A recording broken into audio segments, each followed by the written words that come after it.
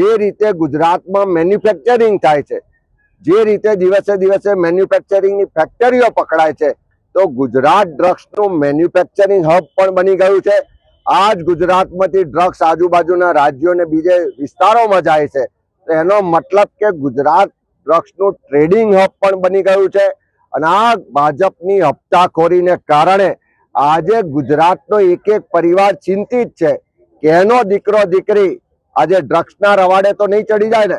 આ નશાના રવાડે ચડીને ગુજરાતની યુવા પેઢી બરબાદ થઈ રહી છે। અને આજે એવી સ્થિતિનું નિર્માણ થયું છે કે જો તાત્કાલિક લોક જાગૃતિ નહીં આવે, આ હપ્તાખોર સરકારને દૂર નહીં કરીએ, તો આવનારા સમયમાં આપણે દુઃખ સાથે કહેવું પડે કે ગુજરાત આ નશાના કારણે ઉડતા ગુજરાત બનવાની દિશામાં આગળ વધી રહ્યું છે। મારી તમામ લોકોને વિનંતી છે, કોંગ્રેસ પક્ષ દ્વારા નશા મુક્ત ગુજરાત અભિયાનની શરૂઆત કરવામાં આવી છે। અમારી NSUI વિદ્યાર્થી પાંખ દ્વારા ડ્રગ્સ ફ્રી કેમ્પસની અભિયાનની શરૂઆત કરવામાં આવી છે। ત્યારે આવો સાથે મળી આ હપ્તાખોર સરકારને પણ શાન ઠેકાણે લાવીએ અને ગુજરાતની યુવા પેઢીને નશાથી બચાવીએ।